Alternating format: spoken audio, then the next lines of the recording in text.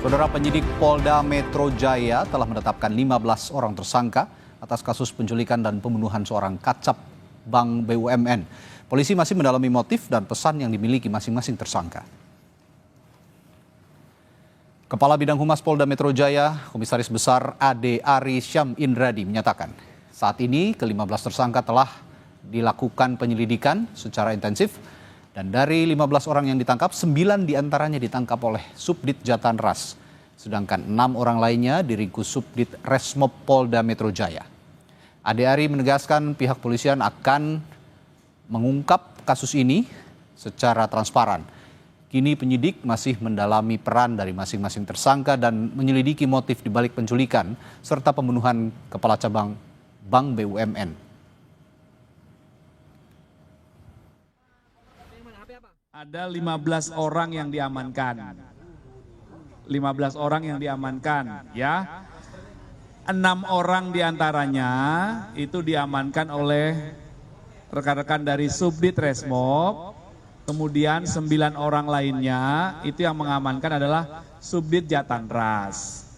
Jadi mohon waktu terhadap 15 orang ini masih terus dilakukan pendalaman. Perannya masing-masing masih didalami, dipastikan secara pasti ya.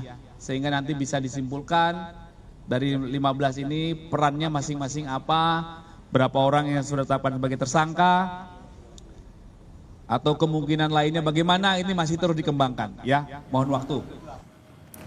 Kabid Humas Polda Metro Jaya, Kombes Ade Ari membenarkan sosok DH yang menjadi salah satu tersangka kasus penculikan dan pembunuhan Kepala Cabang Bank BUMN merupakan seorang pengusaha.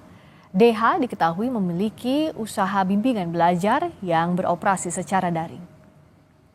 Yang jelas kami sudah membenarkan tadi bahwa saudara DH adalah seorang pengusaha atau salah satu bidang usahanya adalah bimbel online. Ya. Sementara itu, kuasa hukum salah satu pelaku penculikan Kepala Cabang Bank BUMN menyebut ada 3 klaster dalam peristiwa ini, mulai dari pengintai, penjemputan paksa, hingga eksekutor. Ia menyatakan kliennya hanya berperan dalam penjemputan paksa dan tidak terlibat dalam eksekusi yang menyebabkan korban meninggal dunia. Dalam kesempatan ini, kuasa hukum pelaku juga menyampaikan permohonan maaf sebesar-besarnya kepada keluarga korban.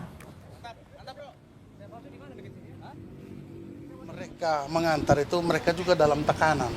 Dan mereka salah satu terduga penjemputan paksa ini menyampaikan ke keluarganya bahwa mereka memang baru diperintahkan untuk membuang jenazah.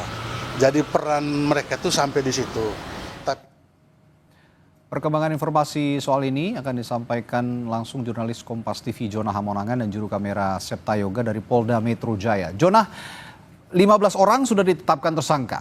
Lalu apa peran dari masing-masing tersangka menurut polisi keterangannya? Ya Rani, terkait dengan 15 orang ini, kalau kita pilih terkait dengan siapa berbuat apa, dari pihak kepolisian belum mau merincikan atau mendetilkan, tapi memang ini sudah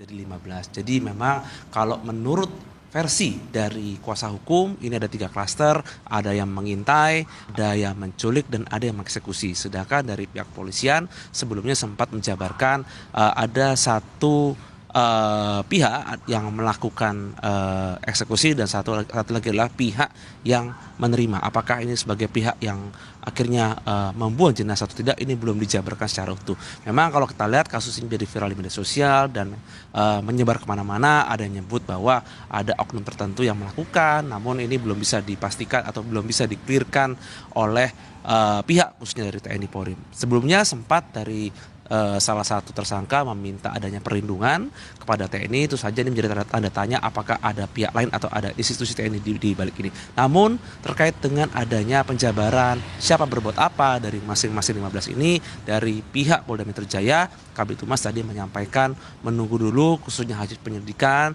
dan nanti ketika sudah ditemukan benang merahnya dan nanti mungkin dipertemukan antar tersangka, nanti mungkin akan ada pengembangan baru. Apakah nanti akan bertambah lagi, mungkin dari 15 mungkin akan entah bertambah berapapun, dikarenakan kasus ini memang cukup melebar atau cukup luas, apalagi kalau kita lihat dari tersangka yang sudah ditangkap, salah satunya adalah bos bimbel online. Tentu saja ini ada hal-hal yang tentu saja memerlukan ekstra perhatian khusus dari para penyidik untuk bisa mengetahui terkait dengan bagaimana atau mengapa bisa terjadi kejadian ini. Jadi memang untuk siapa berbuat apa, polisi belum mau merincikan secara detail terkait dengan siapa yang mengintai, siapa yang mengambil ataupun menjemput, dan siapa juga yang menculik. Dan tidak untuk kemungkinan nanti akan ada terbentuk mungkin klaster baru terkait dengan jenazah yang dibuang khususnya di salah satu daerah yang ada di Bekasi ini. Radi? Baik, selain tadi soal peran dari masing-masing tersangka yang masih harus dijelaskan sebenarnya oleh polisi, dan ini jadi pertanyaan publik adalah motif utama penculikan dan pembunuhan terhadap Kepala Cabang Bank BUMN ini. Sudah diungkapkan oleh polisi, Yuna?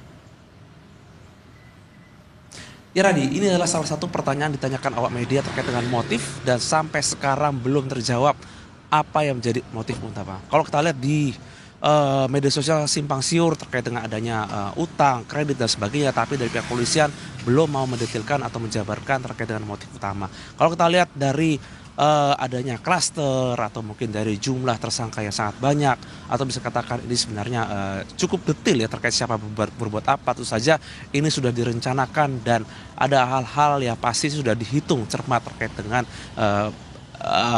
pengambilan atau mungkin dari korban yang akhirnya bisa dimasukkan paksa ke mobil dan bisa akhirnya dieksekusi dan dibuang di Bekasi. Terus ini ada perencanaan yang sangat rapi atau detail. Jadi memang terkait dengan motif, polisi meminta untuk bersabar dan nanti akan dijabarkan terkait dengan adanya motif tertentu. Apakah ini akan melibatkan ada oknum atau hal lain? Polisi belum menjawab dan polisi meminta untuk bersabar terkait dengan penyelidikan, di mana penyelidikan ini langsung dilakukan di Ditreskrimum Polda Metro Jaya.